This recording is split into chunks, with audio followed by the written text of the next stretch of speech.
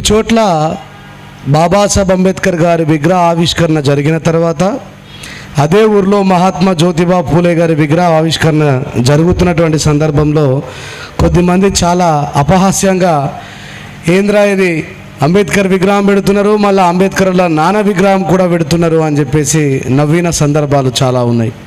అంటే దానికి గల కారణం ఏమిటంటే ఈ భారతదేశంలో ఉపాధ్యాయ దినోత్సవం రోజు ఒక ఆయన ఫోటో పెడతారు ప్రభుత్వం. ఆయన పేరేందండి? జరగటే చెప్పండి. సర్వేపల్లి రాధాకృష్ణ అనేటువంటి వ్యక్తి ఎవరైతే ఉన్నారో తన బిడ్డకు కూడా చదువు నేర్పించలేదు, తన భార్యకు కూడా చదువు నేర్పించలేదు.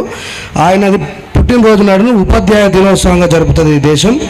కానీ ఈ దేశంలో ఉన్నటువంటి రెడ్డిలు, రావులు, బ్రాహ్మణ కోమటులు కాకుండా మిగతా వాళ్ళందరూ చదువుకోవడానికి కారణమైన మహాత్మా జ్యోతిబా పూలే గారి చరిత్ర మాత్రం ఈ దేశంలో ఉన్న ప్రజలకి తెలియదు. అంటే బాబాసాహెబ్ అంబేద్కర్ గారిని చదవకుండానే చాలామంది నాన్ సెన్స్గా 99 మంది భారతదేశంలో ఉన్నటువంటి వ్యక్తులందరూ కూడా వివిధ డిపార్ట్మెంట్లో జాబులు చేస్తున్న వాళ్ళ దగ్గర నుంచి తీసుకుంటే ఇల్లిటరేచర్స్ వరకు కూడా భారతదేశంలో ఉన్నటువంటి 99% వ్యక్తులంతా కూడా దేశద్రోహులే. ఎంత పర్సెంట్ దేశద్రోహులు ఉన్నారండి భారతదేశంలో? 99% దేశద్రోహులే. ఇది 100% ఒప్పుకోవాల్సినటువంటి విషయం. జ్యుడిషియరీ డిపార్ట్మెంట్లో పనిచేస్తున్న వాళ్ళైనా, పోలీస్ డిపార్ట్మెంట్లో పనిచేస్తున్న వాళ్ళైనా, రెవెన్యూ డిపార్ట్మెంట్లో పనిచేస్తున్న వాళ్ళైనా, ఎలక్షన్ డిపార్ట్మెంట్లో పనిచేస్తున్న వాళ్ళైనా, న్యాయానికి సంబంధించినటువంటి డిపార్ట్మెంట్లో పనిచేస్తున్న వాళ్ళైనా, అడ్మినిస్ట్రేటివ్ డిపార్ట్మెంట్లో పనిచేస్తున్న వాళ్ళైనా చాలామందికి ఇండియన్ కాన్స్టిట్యూషన్ గురించి తెలియదు. ఇందాక ఎవరో పెద్ద ఆయన పంచుతుంటే చాలా ఆశగా ఈ వెనకాల ఇండియన్ ప్రియంబుల్ లాగానే కనిపించింది నాకు. అరే అమ్మ ఇండియన్ ప్రియంబుల్ పంచుతున్నట్టు కదని చెప్పి తీసుకున్నా. ఎవరో ఆయన ఒకసారి గట్టిగా చప్పట్టు కొట్టండి. భారతదేశం యొక్క ప్రథమ పీఠిక ఇది. ఎవరన్నా పంచింది అన్నా? మీకు కృతజ్ఞతలు, అభినందనలు అన్న. ఒకసారి గట్టిగా చప్పట్లు కొట్టాలి. ఈ దేశాన్ని పరిపాలిస్తున్న వార్డు మెంబర్ నుంచి ప్రైమ్ మినిస్టర్ వరకు ప్రతి ఒక్క నాయకుడు ప్రమాణం చేసేది దీని మీదనే. కానీ ఏ ఒక్కరికి కూడా దీని లోపల ఏమున్నదో తెలియదు. వీళ్ళంతా కూడా దేశద్రోహులే. ఈ దేశం దేశద్రోహుల చేత పరిపాలించబడుతున్నది మిత్రులారా. ఫెటర్నిటీ, ఈక్వాలిటీ అని మాట్లాడుతున్నటువంటి ఈ ప్రియంబుల్లో ఉన్నటువంటి వ్యవస్థ ఈ దేశంలో ఉన్న ఏ ఒక్కడు కూడా సాధించాలనేటువంటి ఆశయం చేతలేడు.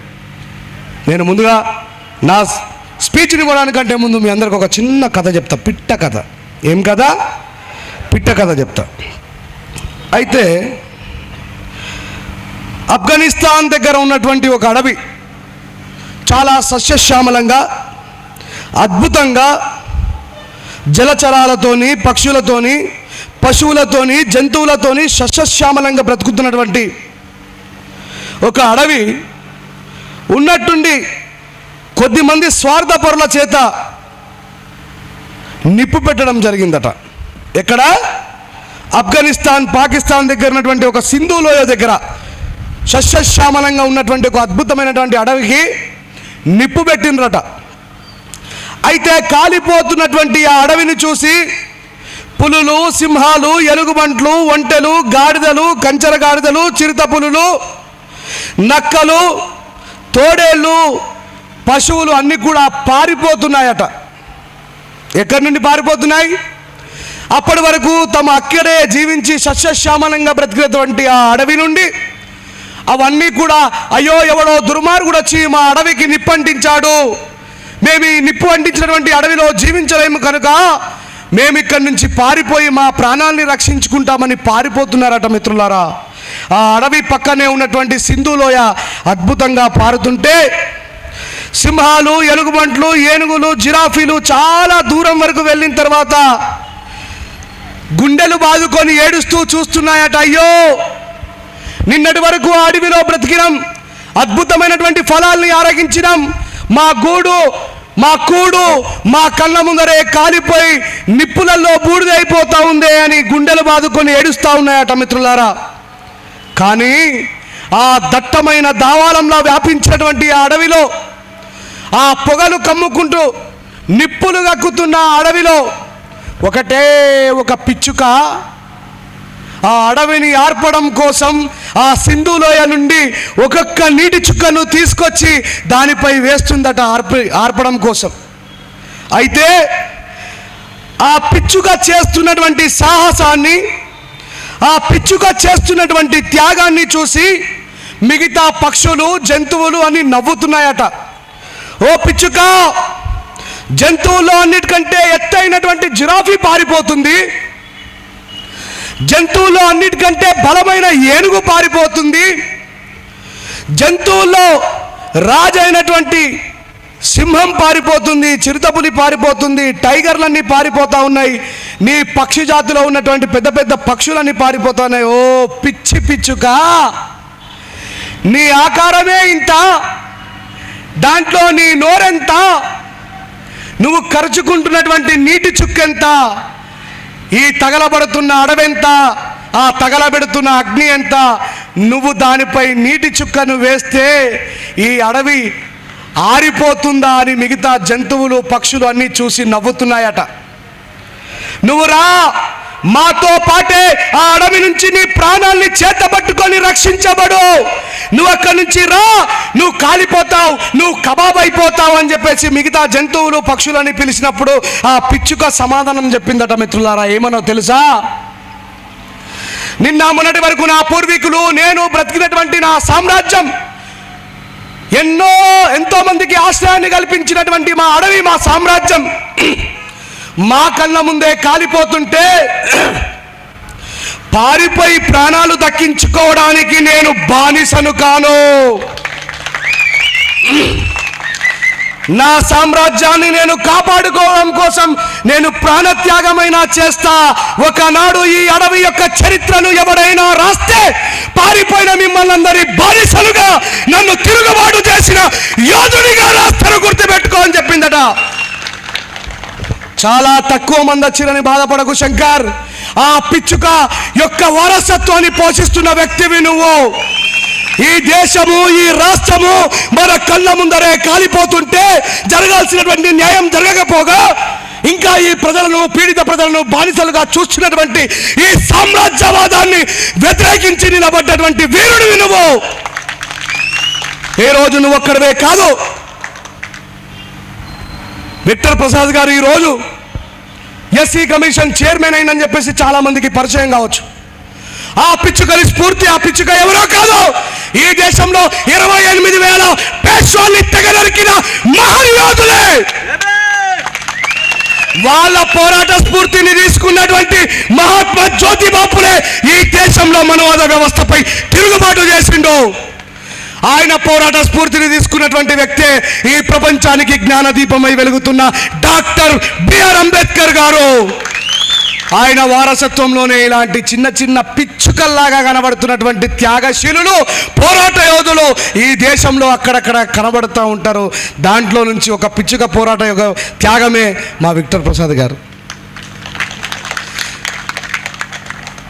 ప్రపంచంలో అన్నిటికంటే పెద్ద దేశం ఏదండి? గట్టిగా చెప్పాలి. రష్యానా? విస్తీర్ణము, జనము? చైనా. Second India. ప్రపంచంలో అతిపెద్ద దేశము చైనా, దాని తర్వాత రెండో దేశం భారతదేశం. ఈ బ్రిటిష్ వాడు ప్రపంచాన్ని గడగడలాడించి బానిసగా చేసుకున్నాడా లేదా? చేసుకున్నాడా లేదా? కానీ ప్రపంచంలో అతిపెద్ద దేశమైన చైనాను బానిసం చేసుకున్నాడు. అతి పెద్ద దేశంలో రెండవ స్థానంలో ఉన్న భారతదేశాన్ని కూడా బానిసలు చేసుకున్నాడు. కానీ నేపాల్ వాళ్ళ ఎంపిక కూడా పీకలేకపోయిండు. చాలా మందికి తెలియదు ఈ ముచ్చట. అరే, what is this nonsense? yes, it is true. British వాడికి తల వంచని ఏకైక దేశం నేపాల్. నిజమిది. కానీ చూడ్డానికి ఇంతే ఉంటుంది. ఈరోజు మన పోరాటం కూడా వేరే వాళ్ళకు చూడ్డానికి చిన్నదిలాగానే కనిపించినా ఇంతింతై వటుడింతై అన్నట్టు చినుకులన్నీ కలిసి జడివానగా మారినట్టు ఒకనాడు ఈ సామ్రాజ్యవాదాన్ని ఓడించడానికి మనం అందరం కూడా సిద్ధమవుతాం. నువ్వు బాధపడాల్సిన అవసరం లేదని చెప్పి చెప్తున్నా మిత్రమా. అట్లాగే ఈరోజు పవన్ కళ్యాణ్ గారు ఆయన టీషర్ట్ మీద వేసుకుంటారు చెగోవీరా. ఈ చెగోవీరా అయితే తెలుసుగా మీ అందరికీ. ఈ చెగోవీరా ఒక దేశం కోసం పోరాటం చేస్తాడు. ఆ దేశం పేరే క్యూబా. ఏంటండి? దేశం పేరే క్యూబా.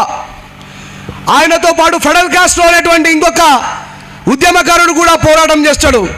ఫిడెల్ కాస్ట్రో ఆ దేశాన్ని విముక్తి చేసిన తర్వాత, ఫిడెల్ కాస్ట్రో దానికి అధ్యక్షుడైన తర్వాత ఆయన మాట్లాడే మొట్టమొదటి మాట ఏందో తెలుసా? నా ఒక్కడి వల్ల ఏమవుతుందండి, నా ఒక్కడి వల్ల ఏమవుతుందని అనుకునే ఏ ఒక్క నా కొడుకు వల్ల కూడా ఆ దేశానికి ప్రయోజనం లేదు అని చెప్పిండు. మిత్రులారా, అలాంటి వాళ్ళు కోకొల్లలు కోటాది కోట్లున్నారు భారతదేశంలో. చెత్తనా కొడుకులు. అన్యాయం జరుగుతుంటే ప్రశ్నించనోడు. నిన్నగాక మొన్న హైదరాబాద్లో పాపం దళితుడైనటువంటి నాగరాజును చంపితే దాని ముంగటి నుంచే కార్లు పోతున్నాయి, మోటార్లు పోతున్నాయి, బైకులు పోతా ఉన్నాయి. ఇగో ఈ మహాత్మా జ్యోతిబా ఫులే, గౌతమ బుద్ధుడు, సంత్ కబీర్ దాస్ లాంటి వ్యక్తులు ఈ దేశంతో నాకెందుకు, ఈ దేశంలో ఉన్నటువంటి ప్రజలతో నాకెందుకు అని అనుకొని ఉంటే మా తెలంగాణలో సీఎం అయినటువంటి కేసీఆర్ గారికి సింహాసనం దక్కేది కాదు. గౌరవనీయులు స్వర్గీయ రాజశేఖర రెడ్డి గారికి సింహాసనం దక్కేది కాదు. అంతకుముందు స్వర్గీయ నందమూరి తారక రామారావు గారికి సింహాసనం దక్కేది కాదు. ఆయన అల్లుడైనటువంటి చంద్రబాబు నాయుడు గారికి సింహాసనం దక్కేది కాదు. ఈ రోజు ఉన్నటువంటి గౌరవ ముఖ్యమంత్రి జగన్ రెడ్డి గారికి కూడా సింహాసనం దక్కేది కాదు. బహుశా మీరు అనుకోవచ్చు, మహాత్మా జ్యోతిబా ఫులే ముదిరాజు కులంలో పుట్టిండని చెప్పి ప్రాచుర్యం జరుగుతుంది కదా ఈ మధ్య బాగా. మరి ఈయనకు ఆ రెడ్డి రావు వెలుమోలకి ఏం సంబంధం అని మీకు డౌట్ రావచ్చు. రావన్నా లేదా? ఏమయ్యా రావన్నా లేదా? వస్తేనే మీరు మనుషులు, లేకపోతే వాడేవాడో చెప్పినట్టు గొర్రెలు ఆవులు అవుతారు. నేనైతే మీరు మనుషులే అనుకుంటున్నా. మనుషులేనా కాదా? ఒక్కసారి రెండు విషయాల్ని విశదీకరించి చెప్పే ప్రయత్నం చేస్తా. అంబేద్కర్ గారు రాసినటువంటి భారత రాజ్యాంగానికంటే ముందు ఒక రాజ్యాంగం ఉండేది. దాని పేరు మనుధర్మ శాస్త్రము. ఏం పేరు? మనుధర్మ శాస్త్రము. ఈ అంబేద్కరిస్టులందరూ ఈ కుడాలిల దగ్గర మనుధర్మ శాస్త్ర దహన కార్యక్రమం జరిపించిన ప్రతిసారి మిగతా వాళ్ళందరూ అనుకుంటారు, ఈ మనుధర్మ శాస్త్రం అంటే ఏంది, వీళ్ళకి ఏం సంబంధం, వీళ్ళు ఎందుకు గాల పెడుతున్నారని. ఈ దేశంలో బాబాసాహెబ్ అంబేద్కర్ గారు భారత రాజ్యాంగం రాయకంటే ముందు ఒక రాజ్యాంగం ఉండే, దాని పేరే మనుధర్మ శాస్త్రము. ఈ మనుధర్మ శాస్త్రంలో ఏమేమి రాసుకున్నారు, ఈ మనుధర్మ శాస్త్రంలో ఏమేమి ఉండేవి, ఈరోజు బీజేపీ గవర్నమెంట్ తిరిగి అదే మనుధర్మ శాస్త్రాన్ని తీసుకురావడం కోసం ప్రయత్నం చేస్తుంది. మిత్రులారా, మీకు ముందుగా మనుధర్మ శాస్త్రంలో ఏమున్నాయో ఒక 5 ఫండమెంటల్ రైట్స్ గురించి చెప్తా. దాని తర్వాత వాటిని బూటికాలతో తొక్కేసి అది తప్పు అని మళ్ళీ బాబాసాహెబ్ అంబేద్కర్ గారు భారత రాజ్యాంగంలో రాసినటువంటి ఫండమెంటల్స్ గురించి చెప్తా. గుర్తుపెట్టుకోండి, స్టేజ్ పైన ఎంఆర్ఓలు ఉన్నారు, ఎంపీడీఓలు ఉన్నారు, రకరకాల గవర్నమెంట్ ఆఫీసర్స్ ఉన్నారు, ఇంకా చాలామంది ఉంటారు. పాపం వాళ్ళది తప్పు కాదు. వాళ్ళు ఏం చేస్తారు అంటే, ఈ దేశంలో ఎవడో ఒక సిలబస్ రాస్తే దాన్ని చదివి ఉద్యోగస్తులు అవుతారు. మా పెదనాన్న కూడా జడ్జే. మా పెదనాన్నకు నాకు రోజు లొల్లి అవుతుండే, అరే నాకు తెలియదురా యాబా అంబేద్కర్ గిన్నిగానం చేసిండని, ఊకోరా అని తిట్టేటోడు. నీకు తెలుసా ఈ ఫండమెంటల్ రైట్ బాబాసాహెబ్ అంబేద్కర్ ఇచ్చిండు, ఈ జ్యుడిషియరీకి ఈ రకమైనటువంటి అది చేసిండు, నీకు తెలుసా అంటే, అమ్మ నేను చదివినటువంటి చదువు కంటే ఎక్కువ చదువు నేర్పుతున్నావు నువ్వు అని చెప్పి తిట్టేటోడు మా పెదనాన్న నన్ను. అంటే నిజంగా తప్పుపట్టట్లే. చదువుకునే వాళ్ళు, ఉద్యోగం కోసం చదివే వాళ్ళు వేరు, ఉద్యమాల కోసం చదివే వాళ్ళు వేరు. నేను ఒక మాట చెప్తా, గాంధీ గారు మహాత్ముడు అని అంటారు, అవునా? ఏమండి తెలుగులోనే మాట్లాడుతున్నా, అవును చెప్పరు కదా, అవునా? గాంధీ గారు ఈ దేశంలో ఒక సత్యాగ్రహం చేసిండ్రు, దాని పేరేందండి? ఉప్పు సత్యాగ్రహం చేసిండ్రు. ఇప్పుడు ప్రస్తుతం 2022లో ఒక కేజీ ఉప్పు ఎంత అండి? ఎంత దొరుకుతుంది ఒక కేజీ ఉప్పు? 10 రూపాయలు. అది కూడా టాటా సాల్ట్, తెల్లది, శుద్ధమైంది, చాలా విరివిరిగా రాలిపడేది 10 రూపాయలు. లేదా దొడ్డుప్పు, దొడ్డుప్పు పోయి కొంటే ఎంత? 5 రూపాయలు మాత్రమే. 2022లో ఉప్పు కేజీ 5 రూపాయలు అయితే మహాత్మా గాంధీ గారు, నేనైతే మిస్టర్ గాంధీ అంట, సారీ, మిస్టర్ గాంధీ గారు ఈ దేశంలో ఉప్పు సత్యాగ్రహం చేసినప్పుడు, అంటే 1930 తర్వాత ఈ దేశంలో 5 రూపాయల కేజీ ఇప్పుడే ఉన్నటువంటి ఈ ఉప్పు అప్పుడు ఎంత ఉండాలా? జస్ట్ ఒకసారి ఇమేజిన్ చేయండి. ఓ 10 సంవత్సరాల కింద ఉప్పు రేట్ ఎంత ఉన్నది, అంతకంటే 10 సంవత్సరాల ముందు ఉప్పు రేట్ ఎంత ఉన్నది, అంతకుముందు 10 సంవత్సరాల కింద ఉప్పు రేట్ ఎంత ఉన్నది. ఇదైతే ఏకంగా ఎన్ని సంవత్సరాల క్రితం? దగ్గర ఒక 80-90 సంవత్సరాల క్రితం, అవునా? అప్పుడు ఉప్పు యొక్క రేట్ ఎంత, దాని మీద బ్రిటిష్ వాడు విధించిన పన్ను ఎంత, ఆ పన్నుని రద్దు చేయమని చెప్పేసి ఈయన పోరాటం చేసింది ఏంటి అంటే, 1 పైసలో 100వ వంతు ఉప్పు రేటు, దాంట్లో 100వ వంతు పెనాల్టీ, ఆ పెనాల్టీని రద్దు చేయమని చెప్పి ఈయన పోరాటం చేసిండు. వేరే అమ్మ ఎవరన్నా ఆలోచించరా ఇప్పటి వరకు? ఈ దేశం యొక్క స్వాతంత్రం అనేటువంటి భ్రమలో మాత్రమే ఈ దేశస్తులు ఉన్నారు. గాంధీ గారి గురించి చదవలే, మహాత్మా పూలే గురించి చదవలే, ఎవ్వరి గురించి మనోళ్ళు చదవరు. కనీసం మీ దగ్గర ఉన్నటువంటి గూగుల్ అన్నా సెర్చ్ చేయాలి. ఉప్పు సత్యాగ్రహం చేసినప్పుడు గాంధీ గారు ఉప్పు కోసం సత్యాగ్రహం చేసిండు, నేను కూడా సల్యూట్ చేస్తున్నా. మరి 1930 కంటే ముందు ఈ దేశంలో కేజీ ఉప్పు ఎంత ఉండే, దాంట్లో 100వ వంతు ఎంత, ఆ 100వ వంతు పెనాల్టీని వేయద్దు అని చెప్పేసి బ్రిటిష్ వాళ్ళకి ఫండమెంటల్ చేస్తూ ఉప్పు సత్యాగ్రహం చేసిండు అని చెప్పి మాట్లాడతారు. ఈ దేశంలో స్వతంత్ర పోరాటం అంతా కూడా బూటకం.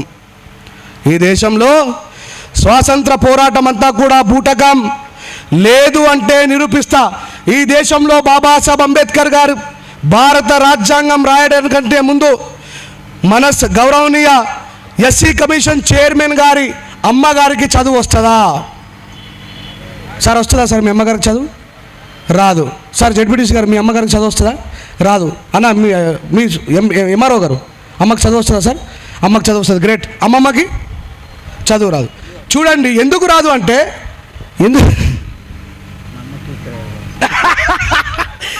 ఎందుకు రాదంటే నిజంగానే ఇది కేవలం మన ఒక్కరిదే కాదు. ఇప్పుడు రాజశేఖర్ రెడ్డి గారి వాళ్ళ అమ్మకు చదువు వస్తుందో రాదో, కానీ వాళ్ళ అమ్మమ్మకు మాత్రం చదువు రాదు. ఎందుకు చదువు రాదంటే మిత్రులారా, ఈ దేశంలో మనధర్మశాస్త్రం ఏమని రాసుకున్నదో మీ మైండ్లో జాగ్రత్తగా గుర్తుపెట్టుకోండి. అధ్యానం అధ్యాపకం బ్రాహ్మణ నామ కల్పయాత్. ఏమని? అధ్యానం అధ్యాపకం బ్రాహ్మణ నామ కల్పయాత్. చదువు నేర్చుకోవడము, చదువు నేర్పడము రెండు కూడా బ్రాహ్మణుల సొత్తు అని రాసిండ్రు. ఏమని? చదువు నేర్చుకోవడము, చదువు నేర్పడము రెండు కూడా బ్రాహ్మణుల సొత్తు అనే రాసిండ్రు. అందుకే ఈ దేశంలో చదువు నేర్చుకునే హక్కు బ్రాహ్మణులకే ఉండే, చదువు నేర్పే హక్కు బ్రాహ్మణులకే ఉండే. అధ్యానం అధ్యాపకం బ్రాహ్మణ నామ కల్పయాత్. కానీ ఈ దేశంలో విద్య ప్రాథమిక హక్కుగా రాసిండు బాబాసాహెబ్ అంబేద్కర్. ఉచిత నిర్బంధ విద్య ఉండాలని చెప్పిండు. మరి ఈ ఉచిత నిర్బంధ విద్య కేవలం ఎస్సీ ఎస్టీల కోసమే రాసిండా? ప్రాథమిక హక్కు అంటే భారతీయులందరికీ చెందుతుందా, మాలమాదిగోలకే చెందుతుందా? మరి ఈ ప్రాథమిక హక్కు బాబాసాహెబ్ అంబేద్కర్ గారు దేశస్తులందరికీ ఇస్తే, మరి అంబేద్కర్ గారు కేవలం మాలమాదిగల నాయకుడు అంటారేంది? ఒక తప్పు. రెండోది, స్త్రీలు ఎట్లా ఉండాలని మన ధర్మశాస్త్రంలో రాసుకున్నారు. కౌమారే పితృ రక్షంతి, యవ్వనే భర్త రక్షంతి, వృద్ధాప్యే పుత్ర రక్షంతి, నా స్త్రీ స్వతంత్రం అర్హతి.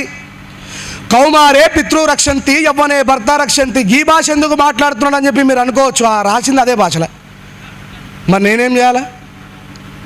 ఇదే భాషలో రాసిండ్రు మన ధర్మశాస్త్రం. బాబాసాహెబ్ అంబేద్కర్ గారు we the people of India అని రాసిండ్రు ఇంగ్లీష్లో, అందరికి అర్థమయ్యేటట్టు. ఏమని?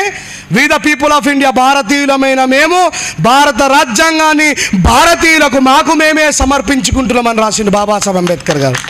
అరే నేనే రాసిన అని చెప్పాలే బాబాసాహెబ్ అంబేద్కర్. భారత ప్రజలం is one of the person of including of this country అని చెప్పి రాసిండు. That is greatest the fundamental right of Babasaheb Ambedkar. కానీ వి ద పీపుల్ అని ఇక్కడ ఏమని చెప్తున్నాడు? కౌమారే పితృరక్షంతి. ఈ దేశంలో స్త్రీ ఎట్లా ఉండాలంటుందంటే, కౌమార దశ అంటే చిన్నగున్నప్పుడు తండ్రి చెక్కు చేతల్లో ఉండాలా. యవ్వనే భర్త రక్షంతి. యవ్వనస్తురాలైన తర్వాత భర్త చెక్కు చేతల్లో ఉండాలా. వృద్ధాప్యే పుత్ర రక్షంతి. ముసల్దైపోయిన తర్వాత కొడుకు చెక్కు చేతల్లో ఉండాలా. నా స్త్రీ స్వతంత్రం అర్హతి. స్త్రీకి స్వతంత్రం ఇవ్వరాదు అని రాసిండ్రు. కానీ బాబాసాహెబ్ అంబేద్కర్ గారు ఏం రాసిండ్రు? విధవరాలైనటువంటి ఇందిరాగాంధీ ఈ దేశానికి ప్రైమ్ మినిస్టర్ అయ్యేటువంటి అవకాశాన్ని కల్పించిండు. ఒక చిన్న లైవ్ ఇన్సిడెంట్ చెప్తా. ఈ దేశానికి మొట్టమొదటి ప్రైమ్ మినిస్టర్ ఎవరండి? పండిట్ జవహర్ లాల్ నెహ్రూ. ఎవరండి? పండిట్ జవహర్ లాల్ నెహ్రూ కూతురైనటువంటి ఇందిరాగాంధీ గారు ఈ దేశానికి ప్రైమ్ మినిస్టర్గా ఉన్నప్పుడు, ఎట్లాగైతే జగన్ గారు అప్పుడప్పుడు మరి రాష్ట్రంలో పరిస్థితులు ఎలాగున్నాయో తెలుసుకుందామని చెప్పేసి ప్రయాణం చేస్తూ ఉంటారు కదా విజిట్ చేయడానికి, అట్లా ఈ ప్రైమ్ మినిస్టర్ గారు దేశంలో పరిస్థితులు ఎట్లా ఉన్నాయో అని చెప్పి విజిట్ చేయడానికి వెళ్తున్నప్పుడు జాగ్రత్తగా గుర్తుపెట్టుకోండి. ఎవడైనా బాబాసాహెబ్ అంబేద్కర్ గారు మాలమాదిగల నాయకుడు అంటే బూటు తీసి ముఖం మీద కొట్టురు. ఫస్ట్ చదవకుండా బాబాసాహెబ్ గురించి తప్పు మాట్లాడితే, బాబాసాహెబ్ గారి త్యాగం తెలియకుండా ఎవడన్నా తప్పుగా మాట్లాడితే తన్నండి ఫస్ట్. అంబేద్కర్ గారు ఒకవేళ మాలమాదిగల నాయకుడు అయితే, నా కొడుకుల్లారా, ఈ దేశంతో పాటు 192 దేశాలన్నీ కలిస్తే యునైటెడ్ నేషనల్ ఆర్గనైజేషన్. ఆ యునైటెడ్ నేషనల్ ఆర్గనైజేషన్లో వాళ్ళు ఒక హక్కును కలగజేసిండ్రు. అయ్యా, ఈ ప్రపంచంలో అంబేద్కర్ గారు పుట్టినటువంటి దినాన్ని నాలెడ్జ్ డేగా, జ్ఞానం పుట్టినటువంటి దినోత్సవంగా జరపాలని చెప్పేసి. మరి బాబాసాహెబ్ అంబేద్కర్ గారు మాలమాదిగల నాయకుడైతే 27 సంవత్సరాలు జైలు జీవితాన్ని గడిపినటువంటి నెల్సన్ మండేలా ప్రజలు ఎందుకు బాబాసాహెబ్ అంబేద్కర్ గారిని యాక్సెప్ట్ చేసిండ్రు? సాయుధ పోరాటం ద్వారా మాత్రమే ఈ దేశంలో సుభిక్షత సాధ్యమవుతున్నటువంటి రష్యాలో పుట్టినటువంటి కార్ల్ మార్క్స్ వాళ్ళ ప్రజలు ఎందుకు బాబాసాహెబ్ అంబేద్కర్ గారిని యాక్సెప్ట్ చేసిండ్రు? ఇది తెలియదు. అయితే ఇందిరాగాంధీ గారు మన పూరి జగన్నాథ స్వామి ఆలయాన్ని దర్శించడం కోసం పోతారు ప్రైమ్ మినిస్టర్గా ఉన్నప్పుడు. పూరి జగన్నాథ స్వామి ఆలయం ఎక్కడ ఉంది? ఒరిస్సాలో ఉన్నటువంటి భువనేశ్వర్కి వెళ్తుంది. ఇప్పుడు మామూలుగా విక్టర్ ప్రసాద్ గారు రాగానే ఆయన ఎంబట ఆయన అనుయాయులు, పోలీస్ డిపార్ట్మెంట్ వాళ్ళు ఒక 10-15 కార్లలో వచ్చిరా లేదా? జగన్ గారు వెళ్తూ ఉంటే ఒక 50-60 కార్లలో వెళ్తారా లేదా? అట్లాగే ప్రైమ్ మినిస్టర్ గారు వెళ్ళినప్పుడు ఎమ్మెల్యేలు, ఎంపీలు చాలామంది వెళ్తారు కదా. అయితే ఆ గుడి దగ్గరికి వెళ్ళడానికంటే ముందే అక్కడ ఒక వెల్కమ్ బోర్డు ఉంటుంది, స్వాగతం సుస్వాగతం. అక్కడ ఆగమని చెప్తారు ఇందిరాగాంధీ గారిని. ఇందిరాగాంధీ గారు ఆగమని చెప్పగానే ఆమె ఏమనుకుంటుందంటే, పైనుంచి వచ్చే వాళ్ళందరూ కూడా నాకు వామ్ వెల్కమ్ చెప్తారు కావచ్చు అని చెప్పి అక్కడే ఆగిపోతుంది మిత్రులారా. అయితే అక్కడి నుంచి వేద పండితులందరూ పరుగు పెట్టుకుంటూ వస్తారు. ఒకరిని గోసి ఊసిపోతూ ఉంటే ఇట్లా పెట్టుకొని, ఒకరు జరుపుకొని, ఇట్లా పట్టుకొని పరిగెట్టి అక్కడికి వచ్చి దాంట్లో నుంచి ఒక వృద్ధ పండితుడు ఆ వెల్కమ్ బోర్డు దగ్గర ఒక గీత గీస్తాడు. ఇట్లా గీత గీసి, ఇందిరా, నువ్వు ఈ దేశానికి ప్రైమ్ మినిస్టర్ అయితే అవ్వచ్చుగాక, నువ్వు ప్రైమ్ మినిస్టర్ కూతురు అయితే అవ్వచ్చుగాక, నువ్వు చాతుర్వర్ణ వ్యవస్థ ప్రకారం బ్రాహ్మణ బిడ్డవు అయితే అవ్వచ్చుగాక, మా వేదాలు, మా ఇతిహాసాలు, మా ధర్మాలు, మా పురాణాలు, మా శాస్త్రాలు, మా మనుధర్మ శాస్త్రం ఏం చెప్తుందంటే ఒక విధవరాలిని గుడిలోకి రానివ్వద్దు అని చెప్తున్నది. కాబట్టి మేము ఈ రాజ్యాంగము, లొట్టపీసు వీటిని మేము గౌరవించం. మా వేదాలని, మా శాస్త్రాల ప్రకారము నువ్వు ఎవరన్నా కావచ్చు, నువ్వు ఈ గుళ్ళోకి రావద్దు, గెట్ లాస్ట్ అని చెప్పి ఎల్లగొట్టిరు మిత్రులారా. కన్నీళ్లు పెట్టుకున్నటువంటి ఇందిరాగాంధీ గారు అవమాన భారంతో వెనుతిరిగి ఢిల్లీకి వచ్చిన తర్వాత ఒక సందర్భంలో మాట్లాడతారు. ఏమనంటే, ఒక బ్రాహ్మణ స్త్రీనైనటువంటి నన్నే, ఒక ప్రైమ్ మినిస్టర్ కూతురునైనటువంటి నన్నే, స్వతహాగా ప్రైమ్ మినిస్టర్ అయినటువంటి నన్నే ఈ గుడిలోకే అవకాశం లేదని ఈ దేశపు మత గ్రంథాలు, ఇతిహాసాలు, పురాణాలు, ఈ మనుధర్మ శాస్త్రం చెప్తే నా తండ్రి బాబాసాహెబ్ అంబేద్కర్ గారు అదే విధవరాల్ని పార్లమెంట్లోకి రెడ్ కార్పెట్ వర్షి మరీ రమ్మని చెప్పన్నారు. ఈ వేదాల కంటే, పురాణాల కంటే, ధర్మశాస్త్రాల కంటే, మనుధర్మ శాస్త్రం కంటే లక్షలాది రెట్ల గొప్పదైనటువంటి రాజ్యాంగాన్ని కలిగి ఉన్నటువంటి భారత ప్రజలందరూ కూడా అదృష్టవంతులే అని చెప్పింది మిత్రులారా.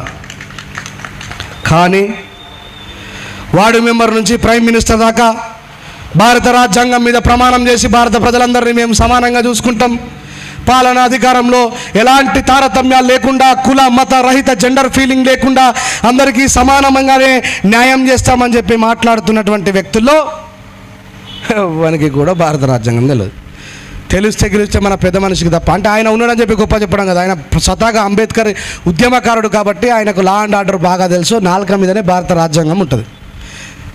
అయితే నిన్నగాక మొన్న ఒక రిపోర్టరు బీజేపీ గవర్నమెంట్ వాళ్ళు ఒక పెద్ద సదస్సు ఏర్పాటు చేశారు ఢిల్లీలో, జంతర్ మంతర్లో. ఎక్కడ? జంతర్ మంతర్లో. భారతదేశంలో ఎవరికన్నా అన్యాయం జరిగితే మన వాణిని, మన గొంతును వినిపించుకోవడానికి ఒక ప్రదేశం ఉంటుంది, దాని పేరే జంతర్ మంతర్. అయితే ఈ యువ నాయకులు, బీజేపీ యువ నాయకులందరూ అక్కడికి వచ్చిండ్రు.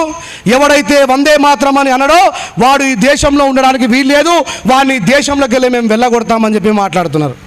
ఎందుకంటే ఈ దేశంలో పరిపాలిస్తున్నటువంటి ప్రధానమంత్రి ఆ పార్టీకి సంబంధించిన వ్యక్తి కదా. అయితే నాలాంటి ఒక తీటోడు మైకు తీసుకొని ఒక జర్నలిస్ట్ పోయి ఆ యువ నేత దగ్గర మైకు పెట్టి, సార్ ఒకసారి వందే మాత్రం పాడు సార్ అన్న.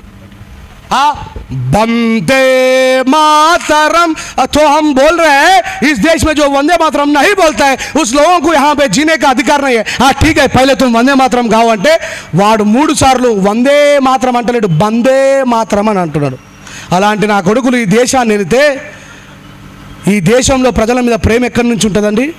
అందుకే బాబాసాహెబ్ అంబేద్కర్ గారు ఏమన్నారంటే, రాజ్యాంగం ఎంత అద్భుతమైనా రాసింది నేనైనా పరిపాలించేవాడికి దాని గురించి చదవకపోతే అది చిత్తుకాయుధం లాంటిది. అలాంటి నా కొడుకుల్ని ఎన్నుకోకండి రా అని చెప్పి చెప్పిండు. ఈ దేశంలో మనమేమో ఈ లాస్ట్ సారాయి ప్యాకెట్ కోసం, ఈ బిర్యానీ ప్యాకెట్ కోసం, వీటన్నిటి కోసం గుద్దుడే గుద్దుతాం.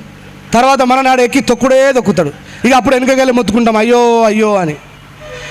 అందుకే ఓటంటే తెల్ల కాగితం కాదురా, ఓటంటే కంప్యూటరు బటను కాదురా, ఓటంటే చీపులికరు మందు కాదురా, ఓటంటే 100 రూపాయల నోటు కాదురా. ప్రైమ్ మినిస్టర్కైనా ఒకటే ఓటు, పాకి పనిచేసే యాదయ్యకైనా ఒకటే ఓటు. ఏమండి, బాబాసాహెబ్ అంబేద్కర్ గారు 1 మ్యాన్ 1 వాల్యూ 1 ఓటు ఇచ్చిండ్రండి. ఎవరి ఓటుకైనా సమానత్వం. ఈ ప్రపంచంలో సమానత్వం గురించి మాట్లాడితే మొదటగా మాట్లాడాల్సిన వ్యక్తి బాబాసాహెబ్ అంబేద్కర్ గారే. అందుకే నేను చెప్పడం కంటే ఈ దేశంలో అంబేద్కర్ గారు ఎవరెవరితో పోరాటం చేసి ఓటు హక్కును కల్పించారో గౌరవనీయులు గురువు గారు విక్టర్ ప్రసాద్ గారు చెప్తారు. అయితే ఈ దేశంలో స్త్రీ ఎట్లా ఉండాలని చెప్పి రాసుకున్నారు? స్త్రీకి స్వతంత్రం ఇవ్వాలన్నారా ముందున్న రాజ్యాంగంలో? లేదు. ఇకపోతే ఈ దేశంలో ఉన్నటువంటి అత్యధిక మెజారిటీ పీపుల్ అయినటువంటి బీసీలని టచ్బుల్ బానిసలుగా ఉండాలని చెప్పింది. ఏమని? టచ్బుల్ బానిసలు. Untouchable, touchable. Do you know what is the difference of untouchable and touchable? ఎందుకు ఈ మాలామాదిగలని అన్టచబుల్స్గా ఉంచిండ్రు, ఎందుకు ఈ బీసీలని టచ్బుల్గా ఉంచిరో చెప్పగలరా ఎవరైనా? సాకలైనా కావాలా ఈ దొరగారి బట్టలు ఉతకగలిగి, ఈయన ముట్టుకోవాలా కాబట్టి ఆయన టచ్బుల్ బానిసం చేసిండు. కమ్మరైనా కావాలా ఈయనకు మంచి మంచి పనిముట్లు చేసేయడం కోసం, అందుకే ఆయన టచ్బుల్ బానిసం చేసిండు. కుమ్మరోళ్ళు కావాలా ఇటుకలు తయారు చేసి ఇల్లు కట్టడం కోసం, అందుకే వాళ్ళని టచ్బుల్స్ బానిసలుగా చేసిండ్రు. ఇక గౌన్లన్నలు ప్రతి రకరకాల యాదవులు వీళ్ళందరికీ కూడా టచ్బుల్ బానిసలుగా చేసింది మన ధర్మశాస్త్రం. ఎందుకంటే వాళ్ళకు సేవ చేయడం కోసం మనుషులు కావాలా కాబట్టి. మరి ఎస్సీ ఎస్టీలు ఇంకా దూరంగా ఎందుకు ఉంచినట్టు? వీళ్ళు మొండోళ్ళు, అసలే మాట వినరు, ఎవరు చెప్పినా అర్థం చేసుకోరు. బాబాసాహెబ్ అంబేద్కర్ గారు ఫోటో ఇంట్లో పెట్టుకుంటారు కానీ బాబాసాహెబ్ అంబేద్కర్ గారు లిటరేచర్ చదవరు. బాబాసాహెబ్ అంబేద్కర్ గారికి జై కొడతారు కానీ బాబాసాహెబ్ అంబేద్కర్ గారు ఈ దేశంలో ఎట్లా బతకాలని చెప్పిండో అర్థం చేసుకోరు. ఒకవేళ అర్థం చేసుకున్నా నలుగురికి ఒక నాయకుడు, ఆ నాయకులందరూ ఏకతాటి మీదకి రారు. ఇక దీని పంచాయతీ మళ్ళా పెడితే ఈ దేశంలో భారత రాజ్యాంగానికంటే ముందున్నటువంటి మనధర్మ శాస్త్రం శూద్రులకి ఆస్తులు ఉండద్దు, ఇండ్లు ఉండద్దు, వ్యవసాయ భూములు ఉండద్దు, వాళ్ళు ఏ ఉద్యోగాలు చేయొద్దు, వాళ్ళు ఏ వ్యాపారాలు చేయొద్దు అని మనధర్మ శాస్త్రంలో కరాఖండిగా రాసిండ్రు మిత్రులారా. మంగలివాడు కేవలం క్షవరం చేసే బతకాల, కుమ్మరివాడు కేవలం ఇటుకలు తయారు చేసుకునే బతకాల, శాలవాడు కేవలం మగ్గం నేసి బట్టలు తయారు చేస్తూనే బతకాల, చాకలివాడు కేవలం ఇస్త్రీ చేసుకొని బతకాల, బట్టల్ని శుద్ధి చేసి బతకాల అని చెప్పి రాసిండ్రు. అయ్యా, ఏ మంగళైనైతే బాబాసాహెబ్ అంబేద్కర్ గారు చిన్న వయసులో వెళ్ళి నాకు కటింగ్ చేయమని చెప్పేసి బాబాసాహెబ్ అంబేద్కర్ గారు మంగళైన దగ్గరికి వెళ్తే, ఒరేయ్ నువ్వు అంటరాని వాడివి కాబట్టి ఆ బర్రె తోకను కత్తిరిస్తా, ఈ గొర్రె బొచ్చుని కత్తిరిస్తా, కానీ అంటరాని వాడవైనటువంటి నీ వెంట్రుకల్ని నేను కత్తిరించా అని అన్నాడు ఆ మనధర్మ శాస్త్రం ప్రకారం. కానీ బాబాసాహెబ్ అంబేద్కర్ గారు అదే మంగళాయనని కోపగించుకున్నాడా? వాని మీద ద్వేషం పెంచుకున్నాడా? పాపం నా మిత్రుడికి, నా సహోదరుడికి తెలియదు ఈ దేశంలో ఉన్నటువంటి మనధర్మ శాస్త్రం యొక్క భయంకర తత్వం అని చెప్పేసి తెలుసుకున్న బాబాసాహెబ్ అంబేద్కర్ గారు వాళ్ళపై జాలిపడి ఏ మంగళాయనైతే బాబాసాహెబ్ అంబేద్కర్ గారి వెంట్రుకలు కత్తిరించడానికి నిరాకరించిండో అదే మంగళాయనని ఈ దేశం పార్లమెంట్లో కూర్చునబెట్టిండు బాబాసాహెబ్ అంబేద్కర్ గారు ఓటు హక్కునిచ్చి. ఇట్లా ఈ దేశంలో బాబాసాహెబ్ అంబేద్కర్ గారు అందరికంటే ఎక్కువ సేవ చేసింది బీసీలకి. మహాత్మా జ్యోతిబా ఫులే గారు చేసినటువంటి త్యాగాన్ని, ఆ పోరాట ఫలితాన్ని ముందుకు తీసుకుపోయిన బాబాసాహెబ్ అంబేద్కర్ గారు అనుక్షణం ఆలోచించింది బీసీల కోసమే మిత్రులారా. బాబాసాహెబ్ అంబేద్కర్ గారు అత్యంత కష్టపడి ఎన్నో పోరాటాల మధ్య బాబాసాహెబ్ అంబేద్కర్ గారు భారత రాజ్యాంగాన్ని రాసే అవకాశాన్ని చేజిక్కించుకున్నారు. ఈ మధ్య కొత్తగా వచ్చినటువంటి బిచ్చగాళ్ళు అంబేద్కర్ గారికి ఎవరో అవకాశం ఇచ్చిందని చెప్పి మాట్లాడతారు. మీ నోరుతోనే సమాధానం చెప్పిస్తా. అవకాశం ఇచ్చేవాడికి ఎక్కువ డిగ్రీలు ఉంటాయా, తీసుకునేవాడికి ఎక్కువ డిగ్రీలు ఉంటాయా? చెప్పాలి. చెప్పాలా? ఇచ్చేవాడికి ఎక్కువ డిగ్రీలు ఉంటాయా, తీసుకునేవాడికి ఎక్కువ ఉంటాయా? బాబాసాహెబ్ అంబేద్కర్ గారికి 36 డిగ్రీలు ఉన్నాయి. ఈ భారతదేశ స్వతంత్ర సమరయోధులలో ఎవరికి కూడా ఒక డిగ్రీ తప్ప ఎక్కువ లేవు. మరి వీళ్ళు ఏమని చెప్తున్నారు? ఆయన ఇచ్చిండు రాజ్యాంగం రాసే అవకాశం, ఈయన ఇచ్చిండు రాజ్యాంగం రాసే అవకాశం అని బాబాసాహెబ్ అంబేద్కర్ గారి యొక్క చరిత్రని తప్పు పట్టేటువంటి ప్రయత్నం చేస్తూ ఉన్నారు. మిత్రులారా, మనం అందరం ఏం చేయాలంటే ఇలాంటి కార్యక్రమాలు పెట్టుకొని బాబాసాహెబ్ అంబేద్కర్ గారు నిజంగా ఈ దేశానికి ఏం చేసిండు అనేటువంటి విషయం మొదటగా మనం తెలుసుకొని లిటరల్గా ఈ అజ్ఞాన సమాజానికి ప్రూవ్ చేయాల్సిన అవసరం ఉంది. మిత్రులారా, అయ్యా భారతదేశానికి స్వాతంత్రం వచ్చి 75 సంవత్సరాలు గడుస్తున్నా ఈ దేశంలో సెంట్రల్ డిపార్ట్మెంట్ వాళ్ళు 1000 ఉద్యోగాలు ప్రకటిస్తే ఆ 1000 ఉద్యోగాలలో 270 ఉద్యోగాలు ఫస్ట్ ఫ్రీగా వెళ్ళేది బీసీలకే అని ఇప్పటిదాకా ఏ బీసీ అయినా చెప్పిండా? అంబేద్కర్ గారి వల్లనే బీసీ కోటాలో మాకు 27% రిజర్వేషన్ అప్లికేబుల్ అవుతుందని ఏ ఒక్క బీసీ అయినా వచ్చి చెప్పిండా? వాళ్ళకి తెలియదు. దాని తర్వాత రెడ్డిలకు, రావులకు, బాపనులకు, కోమటోళ్లకు, వెలుమోళ్లకు, బలిజోళ్లకు వీళ్ళందరికీ ఎకనామికలీ ఎంఆర్ఓ గారు ఇక్కడనే ఉన్నారు. సారే ఎంతోమందికి ఎకనామికలీ వీకర్ సెక్షన్ అలౌడ్ చేసే ఉంటారు కదా సార్. మీరు ఎకనామికలీ బ్యాక్వర్డ్ క్యాస్ట్ అలౌడ్ చేసే ఉంటారు కదా. ఈ ఎకనామికలీ బ్యాక్వర్డ్ క్యాస్ట్ ప్రకారం ఎస్సీ ఎస్టీలతో పాటు దుర్భరమైన జీవితాన్ని అనుభవిస్తున్న వాళ్ళకి కూడా రిజర్వేషన్ ఇవ్వాలని ఉందా లేదా సార్? వాళ్ళకి చెందాల్సినట్టుగా మిగతా వాళ్ళకి కూడా హక్కులు చెందాలని చెప్పేసి ఉందా లేదా? నిన్నగాక మొన్న నరేంద్ర మోడీ గవర్నమెంట్ వచ్చిన తర్వాత కేవలం ఈ భారతదేశంలో అగ్రవర్ణాల్లో ఉన్నటువంటి పేదలు 7% మాత్రమే లెక్క పెడితే. ఎంత? 7% మాత్రమే. కానీ వాళ్ళకు ఆయన ఇచ్చినటువంటి రిజర్వేషన్ 10%. ఎవరైనా వద్దు అని చెప్పేసి అన్నారా? అంటే ఈ రిజర్వేషన్ మాట మాట్లాడితే మాలామాదిగోడికి 35 మార్కులతోనే ఉద్యోగం వస్తుంది, ఈ దేశాన్ని దోచుకుంటున్నటువంటి వ్యక్తులు వీళ్ళే, ఈ దేశం మీద వాడి దొబ్బి తింటున్నది వీళ్ళే అని చెప్పి మాట్లాడుతున్నటువంటి వ్యక్తులకు సూటిగా అడుగుతున్నా, కొడకా 1000 ఉద్యోగాలలో 150 ఉద్యోగాలు మాకొస్తే మేము దోచుకొని తిన్నట్టే అయితే 270 ఉద్యోగాలు తిన్నోన్ని ఏమనాలా? సాటుకే 100కు 100 ఉద్యోగాలు తిన్నవాన్ని ఏమనాలా? మేము వాళ్ళు మా అన్నదమ్ములు అని చెప్పి అనుకుంటున్నాం కాబట్టి మిమ్మల్ని గుండెలో పెట్టుకున్నాం మిత్రులారా. మీకు తెలియక తప్పు చేస్తున్నారని చెప్పి అనుకుంటున్నాం కాబట్టి గుండెలో పెట్టుకున్నాం మిత్రులారా. బాబాసాహెబ్ అంబేద్కర్ కంటే ముందు పోరాటం చేసిన మహనీయులందరూ బీసీలు కాబట్టి, ఈ మాలామాదిగలం 15% రిజర్వేషన్ అనుభవించిన వాళ్ళం కాబట్టి బాబాసాహెబ్ అంబేద్కర్ గారి విగ్రహాలకు డబ్బులు మేమే ఇస్తున్నాం, మహాత్మా పూలే విగ్రహాలకు డబ్బులు మేమే ఇస్తున్నాం, తల్లి సావిత్రిబాయి పూలే విగ్రహాలకు డబ్బులు మేమే ఇస్తున్నాం, పెరియార్ గారి విగ్రహాలకు డబ్బులు మేమే ఇస్తున్నాం. బాధ్యత మరవని వీరులు ఎవరన్నా ఉన్నారంటే షెడ్యూల్ కాస్ట్ వాళ్ళే ఈ భారతదేశంలో మిత్రులారా. ముస్లింలకు అన్యాయం జరిగినా మేమే మాట్లాడతాం, రైతులకు అన్యాయం జరిగినా మేమే మాట్లాడతాం, స్త్రీలకు అన్యాయం జరిగినా మేమే మాట్లాడతాం, మతం పేరు మీద ఎవరికైనా దాడి జరిగినా మేమే మాట్లాడతాం. ఈ దేశంలో స్పృహ ఉన్న వ్యక్తులు ఎవరన్నా ఉన్నారంటే షెడ్యూల్ క్యాస్ట్ ప్రజలే అని చెప్పి నిర్భయంగా చెప్పండి. ఇట్లా భారత రాజ్యాంగం గురించి తెలియకుండా ఆర్టికల్ 340 బాబాసాహెబ్ అంబేద్కర్ ఏమంటారంటే, ఎవరైతే రెక్కల కష్టాన్ని పెట్టుబడిగా పెట్టి బ్రతుకుతున్నారో, ఎవరైతే రెక్కల కష్టాన్ని పెట్టుబడిగా పెట్టి బ్రతుకుతున్నారో, గదరని ఒక పాట పాడతాడు.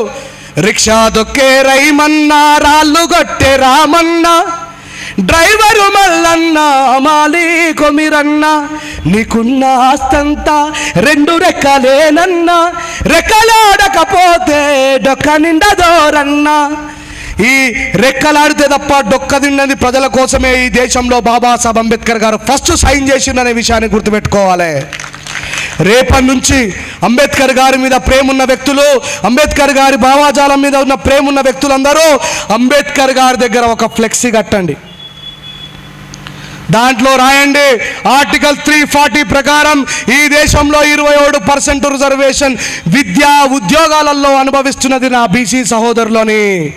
దాని కింద రాయండి, ఈ దేశంలో ఆర్టికల్ 341 ప్రకారం 15% రిజర్వేషన్ అనుభవిస్తున్నది ఎస్సీలు అని. దాని కింద రాయండి, ఎకనామికలీ బ్యాక్వర్డ్ క్యాస్ట్ పేరు మీద, ఎకనామికలీ వీకర్ సెక్షన్ పేరు మీద బాపనోళ్ళు, కోమటోళ్ళు, రెడ్డోళ్ళు, బలిజోళ్ళు, చౌదరులు, వెలుమలు, నాయుడులు, కమ్మలు, కాపులు వీళ్ళందరూ కూడా అగ్రవర్ణాల్లో ఉన్నటువంటి పేదల పేరు మీద 10% రిజర్వేషన్ అనుభవిస్తున్నారని రాయండి. దాని కింద who was the people doing segregation, the people needed must and should reservation అని చెప్పి అంటాడు బాబాసాహెబ్ అంబేద్కర్. ఎవరైతే ఆటవిక జీవితాన్ని జీవిస్తున్నారో, ప్రభుత్వం ప్రభుత్వం యొక్క వసతులు లేకుండా అడవిలో జంతువుల్లాగా పారుతున్న సెలయేళ్ల నీళ్లను తాగి బ్రతుకుతున్నారు, అడవిలో దొరుకుతున్న చెట్ల ఫలాలను తిని బ్రతుకుతున్నారు. వాళ్ళు సాగ్రిగేషన్ చేస్తున్నటువంటి పాపం ఆటవిక జీవులైన లంబాడ, గోండా, చెంచు, యానాది జాతులందరికీ కూడా 7% రిజర్వేషన్ ఇచ్చిండు అని మాట్లాడండి, ఆడ పెట్టండి. అప్పుడు ఆ కుడాలి ఎంబట బైక్ మీద పోతున్న వ్యక్తులకి, కార్ల పోతున్న వ్యక్తులకి చూసినప్పుడు ఫస్ట్ ఈ దేశంలో బాబాసాహెబ్ అంబేద్కర్ గారు రిజర్వేషన్ ఇచ్చింది బీసీలకు అనేటువంటి చరిత్ర ఇప్పటి నుంచి అయినా తెలపాల్సిన బాధ్యత మనపై ఉన్నది మిత్రులారా. చాలా మంది నా బీసీ సహోదరులు బాబాసాహెబ్ అంబేద్కర్ గారి త్యాగ ఫలంగా ఉద్యోగాన్ని సంపాదించుకొని వాడు బయట ఏమని మాట్లాడతాడంటే, ఉద్యోగం తీసుకున్న ఈడు కూడా మాట్లాడతాడు, ఏంగా అంబేద్కర్ ఏం చేయాలి మనకు, ఈ గాడిద కొడుకుకు ఉద్యోగం వచ్చినోడు చెప్పుంటే ఈనాడు ఉన్నటువంటి తమ్ముళ్ళందరికీ అంబేద్కర్ గారి మీద ద్వేషం ఉంటుండేనా? చెప్పండి, ఉంటుండేనా? ఇప్పుడున్నటువంటి జనరేషన్ బీసీ పిల్లలందరూ బాబాసాహెబ్ని గుండెల్లో పెట్టుకుంటుండే, నిజమా కాదా? ఇక మరి మన ఉద్యమకారులకు ఎవరికైనా తెలుసా అంటే, దళిత జాతి రత్నం, దళిత తేజం, దళిత పులి. ఎవరైనా ప్రపంచమే బాబాసాహెబ్ని ప్రపంచం ఏదావంటే ఆయనను తీసుకొచ్చి ఒక గుండ్రంలో బంధించి ఒక ప్రపంచంలో ఉన్నటువంటి పసిఫిక్ మహాసముద్రంలో తిరిగాడుతున్నటువంటి తిమింగలను తీసుకొచ్చి మన అజ్ఞానులు చిన్న అక్వేరియంలో చేపని చేశారు బాబాసాహెబ్ అంబేద్కర్. మారాల్సినటువంటి బాధ్యత మనపై ఉన్నది, దేశాన్ని మార్చాల్సినటువంటి బాధ్యత కూడా మనపై ఉన్నది మిత్రులారా. అందుకే మొదటగా బాబాసాహెబ్ అంబేద్కర్ గారు బోధించు, సమీకరించు, పోరాడన్నాడు. ఎవడు బోధిస్తాడో చెప్పాలా? ఎవడు బోధిస్తాడో? ఎవడైతే ఎక్కువగా నేర్చుకుంటాడో వాడే బోధిస్తాడు. ఎవడైతే గుడ్ స్టూడెంట్ అవుతాడో, ఎవడైతే గుడ్ లర్నర్ అవుతాడో వాడే టీచర్ అవుతాడు. 2 గంటల సేపు కూర్చోవడం చేత కాదు. RRR సినిమా చూస్తారు 3 గంటల సేపు సిగ్గు లేకుండా. బాబాసాహెబ్ త్యాగం కోసం పాపం ఇస్తారా శంకర్, ఆయనతో పాటు నా తమ్ముడు భరత్ అన్నా, నువ్వు లోక్సభ రావుడు వచ్చేదాకా కాదు, నువ్వు ఖచ్చితంగా రావాలని పట్టుబట్టి నెల రోజుల నుంచి నన్ను పట్టి తీసుకొచ్చాడు తమ్ముడి ఇక్కడికి. అంటే అన్నొచ్చిన తర్వాత చెప్తే కొన్ని విషయాలు మా సమాజానికి తెలుస్తాయి. మా సమాజంలో బాబాసాహెబ్ అంబేద్కర్ గారిని కేవలం మాలమాదిగల నాయకుడు చేసిండు, అంబేద్కర్ గారు మాలమాదిగల నాయకుడు కాదు మిత్రులారా. ఇప్పుడు చెప్పండి, ఈ దేశంలో స్త్రీలు చదువుకోవడానికి కారణం ఎవరు? బాబాసాహెబ్ అంబేద్కర్ గారు ఏమని రాసుకున్నాడు ఆయన వేదాలలో? అయ్యా, ఈ దేశంలో ఇందిరాగాంధీ గారు బాపనామేని ప్రైమ్ మినిస్టరే గుళ్ళోకి రాని నా కొడుకుని ఇప్పుడు మనల్ని రాణిస్తారా? మనమే సిగ్గు లేకుండా వయసు వస్తాం దాంట్లో. కానీ ఇందిరాగాంధీ గారినే రానియలేరు. అప్పటి నుంచి ఇప్పటిదాకా same fundamental they people they are not going to respected Indian constitution. They alwaysly respected only Manudharma shastra. We should know what is the truth, what is the fact అని మనకు అర్థమవుతాడే. ప్రొద్దులు ఇవ్వగానే పాపం ఆయనని బ్రాహ్మణైనని తిట్టడం కాదు, ఆయన సమాజం కోసం, ఆయన లిటరేచర్ని కాపాడడం కోసం, ఆయన తర్వాత రాబోతున్నటువంటి తరాలందరి కోసం ప్రొద్దున్నే 4 గంటలకు లేస్తాడు. ఎన్ని గంటలకు లేస్తాడు? పొద్దున్నే 4 గంటలకు లేస్తాడు. మనలో 4 గంటలకు లేచేవాళ్ళు ఎంతమందో చేయలేపండి. 3 గంటలకే పడుకునే వాళ్ళు ఎంతోమంది చేయలేపండి. మన లాస్ట్ సీన్ అంతా 3 గంటలకి 3:30కే ఉంటుంది. సార్ మీరంటే పని చేస్తున్నారు అనుకోండి, అది పక్క విషయం. ఎందుకంటున్నా ఈ మాట అంటే, మన జాతి నాయకులు, జాతి అంటే మళ్ళీ మాలమాదిగా కాదు, భారతదేశమే ఒక జాతి. బాబాసాహెబ్ ఏమని రాసిండు? We the people of India అని రాసిండు. ఏమని రాసిండు? We the people of India. భారతదేశం యొక్క భారత జాతిని మేల్కొల్పాల్సిన వ్యక్తులందరూ కూడా సెల్ ఫోన్లలో బిజీగా ఉండి 3:30కు పడుకుంటే, ఆ పంతులు గారు ఆయన లిటరేచర్ని కాపాడుకోవడం కోసం, ఆయన సిద్ధాంతాన్ని కాపాడుకోవడం కోసం, ఆయన అత్యంత భక్తియుక్తాన్ని కాపాడుకోవడం కోసం 4 గంటలకే లేచి చలినీళ్ళతో స్నానం చేస్తాడు. ఎంత గొప్ప త్యాగమో చూడండి బాపనులది. ఎన్ని గంటలకు చేస్తాడు? 4 గంటలకు చలినీళ్ళతో స్నానం చేస్తాడు. ఆయన గజ అనుకుంటా ఆ మడి కట్టుకొని గుడి మెట్ల దగ్గరికి పోయి ఆ చెప్పులు విడిచేసి ఏమని చదువుతాడో తెలుసా? యాని కానిచ పాపానే జన్మాంతర కృతానిచ తాని వినశాంతి ప్రదక్షిణ పదే పదే పాపోహం పాప కర్మాణం పాపాత్మం పాప సంభవం పాహిమాను కృపాయ చ దేవ అన్యదాం శరణం రక్షతి అంటాడు. దేవుడు మేలుకోగానే, తండ్రి నేను నీ సేవ చేయడం కోసం వచ్చినటువంటి పూజారిని, ఇగో ఇంకా ఈ ప్రపంచంలో ఎవరు కూడా మేలుకునలేదు, అందరికంటే ముందు నేను మేలుకున్నా. తండ్రి యాని కానిచ పాపానే జన్మాంతర కృతానిచ, నా జన్మ మొత్తం కూడా మిగతా వాళ్ళ మీద డిఫెండ్ అవుతుంది. వాడు టమాటాలు వండిస్తే అవి నేను తెప్పించుకుంటా, ఈయన వంకాయలు వండిస్తే ఆయన నేను తెప్పించుకుంటా, ఈయన బియ్యం వండిస్తే అవి నేను తెప్పించుకుంటా. శుక్లాం వరదరం విష్ణుం శశివర్ణం చతుర్భుజం ప్రసన్న వదనం జాయే సర్వ విఘ్నోపశాంతి అని చెప్పేసి వినాయకుడి దగ్గర పూజ చేస్తా. వినాయకుడు విగ్రహాలు వాళ్ళతో పెట్టిస్తా, వాళ్ళ దగ్గర నుంచి డబ్బులు నేను తెచ్చుకుంటా. I'm defender. ఏమంటుండు? జన్మాంతర కృతానిచ, నేను జీవితం మొత్తం కూడా భక్తుల పైన ఆధారపడి ఉంటా కాబట్టి, శారీరక శ్రమ చేయను కాబట్టి, నాగలు బట్టి దున్నను కాబట్టి, రెక్కల కష్టంతో పని చేయ కాబట్టి, ఇంకొకరి మీద ఆధారపడి బతుకుతా కాబట్టి, ఇది ఎవ్వడు మేలుకున్న ముందు నిన్ను వేడుకుంటున్నా, ఫస్ట్ నన్ను క్షమించు తండ్రి అని మాట్లాడతాడు ఆయన. అంటే తను చేస్తున్న దాని మీద ఆయనకు కన్సెంట్ ఉన్నది. రాబోయే తరాలు మొత్తం కూడా ఈ పీజీలు పిహెచ్డీలు సార్ లెక్క ఎంఆర్ఓ చదవాల్సిన అవసరం లేదు, సార్ లెక్క లా చేయాల్సిన అవసరం లేదు. వాళ్ళ కోసం ఒక ప్రత్యేకమైన భాష ఉన్నది, దాని పేరే సంస్కృతము. ఏంది? సంస్కృతము. ఒక మిత్రుడు అడిగిండు, ఈ దేశంలో అంబేద్కర్ గారు రిజర్వేషన్ ఇచ్చి సోమరిపోతుని తయారు చేసిండు ఈ దేశ ప్రజలనని. ఏమంటున్నాడు? రిజర్వేషన్లు ఇచ్చి సోమరిపోతుల్ని తయారు చేసిండు అని మాట్లాడుతున్నారు. ఈ దేశానికి ఆదర్శప్రాయుడైనటువంటి వ్యక్తులు, ఈ దేశంలో ప్రైమ్ మినిస్టర్గా వ్యవహరించినటువంటి వ్యక్తులందరూ కూడా అనుభవించింది రిజర్వేషన్ కాదా అయ్యా? ఈ దేశంలో పుట్టినటువంటి ఒక కుమ్మరి కమ్మరి, ఏ బలిజ జాతికి చెందినటువంటి వ్యక్తి ఉస్మానియా యూనివర్సిటీలో చదువుకుంటాడా? హైదరాబాద్ సెంట్రల్ యూనివర్సిటీలో చదువుకోడా? జవహర్లాల్ నెహ్రూ యూనివర్సిటీలో చదువుకోడా? ఈ దేశంలో ఉన్న యూనివర్సిటీలు కాకుండా ఆక్స్ఫర్డ్ యూనివర్సిటీలో కూడా చదువుకోడా? అయ్యా, మరి ఇదే దేశంలో పుట్టినటువంటి మనం అందరం భారతీయులం కదా, మనని ఎందుకు వేద పాఠశాలకి రానియరు అని అడుగుతున్నా. అయ్యా, మనల్ని ఎందుకు వేద పాఠశాలలోకి రానియరు అని అంటున్నా. వేద పాఠశాల కేవలం బ్రాహ్మణులకే సొంతం అంటే అది గుప్తాధిపత్యం కాదా? ఈ దేశంలో 33 కోట్ల దేవుళ్ళుంటే లక్షలాది గుడుల్ని తయారు చేస్తే నీ కొడుకులు, నీ మనుమళ్ళు, నీ మునిమనుమలే పోయి దాంట్లో గంట ఊపుకుంటా పూజారులుగా చేస్తున్నారు. దీని రిజర్వేషన్ అనరా అని చెప్పి అడుగుతున్నా మిత్రులారా. నీ గుడి నిర్మాణం చేయడం కోసం రాళ్ళు కొట్టేది ఒక ఒడ్డెరైనా, దాని మీద ఇటుకలు తయారు చేసేది ఒక కుమ్మరైనా, దాన్ని కట్టేది ఒక మేస్త్రి, దానికి సున్నం కొట్టేది చాకలైనా, దాని విగ్రహం తయారు చేసేది ఒక కాశి అయినా, ఆ విగ్రహాన్ని ఊరేగించడం కోసం ముందర డప్పులు కొట్టేది నా మాదిగోలు. అందరూ కష్టపడి రెడీ చేసిన తర్వాత ఇన్స్టెంట్గా పోయి లోపల వచ్చి ఇది నాది అని చెప్పి ఆక్రమించుకుంటున్నావు. దీన్ని రిజర్వేషన్ అనరా అని చెప్పి అడుగుతున్నా మిత్రులారా. ఇది రిజర్వేషన్ కాదా? అంబేద్కర్ గారు భారత రాజ్యాంగం రాయకుండా ముందే వేలాది సంవత్సరాలుగా కేవలం మాటలు చెబుతూ, అర్థం కాని భాష మాట్లాడుతూ, ప్రజలందరినీ మతం మౌఢ్యంలో ఉంచుతూ, ప్రపంచంలో ఎక్కడా లేనన్ని దేవుళ్ళు, అత్యంత జనాభా కలిగినటువంటి క్రైస్తవులకు ఒకడే యేసుప్రభు దేవుడు, దాని తర్వాత అత్యంత జనాభా కలిగినటువంటి ముస్లింలకు ఒకటే దేవుడు. కేవలం భారతదేశంలో ఉన్నటువంటి వ్యక్తులం ఎంతమంది? ఇప్పుడు ప్రజెంట్ 130 కోట్లు. ఈ 130 కోట్లలో ఈడ ముస్లింలు ఉన్నారు, ఈడ క్రైస్తవులు ఉన్నారు, ఈడ సిక్కులు ఉన్నారు, ఈడ బౌద్ధిస్టులు ఉన్నారు, ఈడ నాలాగా తల్లిదండ్రులు తప్ప అసలు దేవుడే లేడనేటువంటి నాస్తికులు ఉన్నారు. వీళ్ళందరినీ పక్కన పెడితే 60 కోట్ల మంది మనమంతా హిందువులమే. ఎంతమంది? 60 కోట్ల మంది మన హిందూ ప్రజల్ని కాపాడడం కోసం మనకున్న దేవుళ్ళు ఎంతమంది? 33 కోట్లు. 33 కోట్ల దేవుళ్ళు డివైడెడ్ బై 60 కోట్ల మంది భక్తులు. ఒక దేవుడు 2 భక్తుల్ని సేవ్ చేస్తే మనం జపాన్ వాళ్ళ కంటే గొప్పోళ్ళం కావాలా, అమెరికా కంటే గొప్పోళ్ళం కావాలా, ఐరోపా కంటే గొప్పోళ్ళం కావాలా? ఇంకా కంట్రోల్ బియ్యం మీదనే ఆధారపడి బతికేటువంటి ప్రజలు ఎందుకున్నారు ఈ దేశంలో అని అడుగుతున్న మిత్రులారా. మనమేమో పొద్దున్న దాకా 200 రూపాయల కోసం, 150 రూపాయల కోసం కూలిపోయి పనిచేస్తాం. ఎర్ర టెండలా మాడిపోతూ ఉంటుంది మన అమ్మ, నల్లగా అయిపోతూ ఉంటుంది మన అమ్మ. కానీ అయ్యగారు కేవలం మాటలు చెప్పి గంట ఊపి, తిన్నదరగక నువ్వు తమలపాకులు నమిలి తన్లాడి అరిగించుకుంటావు. ఏం చేస్తాడైనా? తిన్నదరగక నువ్వు తమలపాకులు నమిలి తన్లాడి అరిగించుకుంటావు. తిండి గింజల కొరకు పొద్దంతా మా వాళ్ళు ఎండల్లో మాడి కొట్లాడుతుంటారు. మా రాములోడి గుల్ల పంతులు గారు మీ ఇంట్లోకి ఎట్లొస్తారో చెప్పాలే మీరు. ఆయనను చూడండి ఎప్పుడన్నా.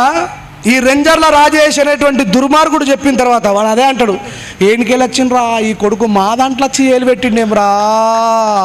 యజనం యాజనం బ్రాహ్మణనామ కల్పయాత్, అధ్యానం అధ్యాపకం బ్రాహ్మణనామ కల్పయాత్, కౌమారే పితృరక్షంతి, యవ్వనే భర్త రక్షంతి, వృద్ధాప్యే పుత్ర రక్షంతి, నా స్త్రీ స్వతంత్రమనహరతి, కౌసల్యా సుప్రజా రామ పూర్వ సంధ్యా ప్రవర్తతే, ఉత్తిష్ట నరశార్దూల కర్తవ్యం దైవమాన్వికం, ఉత్తిష్ట గోవింద, ఉత్తిష్ట గరుడధ్వజ, ఉత్తిష్ట కమలాకాంత, త్రైలోక్యం మంగళం కురుం, మాత సమస్త జగతాం మధుకైకభావే, వక్షో విహారిణి మనోహర దివ్యమూర్తే. ఒకనాడు మా గురువు గారు అయినటువంటి కదిరి కృష్ణ గారు అడిగినరు, ఈ దేశంలో వేదాలు చదివే వాళ్ళు కేవలం వెజిటేరియన్స్కి అయితేనే వేదాలు చదువు వస్తుంది. మాలామాదిగా నా కొడుకులు ఆవు మాంసము, బర్రె మాంసం, ఎద్దు మాంసం తింటారు, వాళ్ళ నాలుక దొడ్డు ఉంటుంది, లొడ వాగది అని అన్నాడు. ఈ సంతు కబీర్ దాస్ గారు ఏమన్నారు తెలుసా? నా కొడుక, ఆకులు అలములు తినేవాడే జ్ఞానవంతుడైతే ఈ ప్రపంచంలో అందరికంటే గొప్ప జ్ఞానవంతులు పశువులు కావాలి కదరా, అవి మొత్తం ఆకులే తింటాయి. నేను అనలే ఈ మాట, సంతు కబీర్ దాస్ గారు అన్నారు. ఒక మిత్రుడు వచ్చిండు నా దగ్గరికి, సార్ 2 నిమిషాలు మాట్లాడతా. ఒక మిత్రుడు వచ్చిండు నా దగ్గరికి నిన్నగాక మొన్న కొడంగల్ మీటింగ్లో ఇది మాట్లాడితే, ఈ దేశంలో తులసి చెట్టుని మేము దేవుడిగా భావిస్తామన్నారు. మరి తులసి చెట్టును దేవుడిగా భావించినప్పుడు గన్నేరు చెట్టును కూడా దేవుడిగా భావించు. తులసి ఆకులు తిన్నట్టే గన్నేరు చెట్టు కూడా తిను.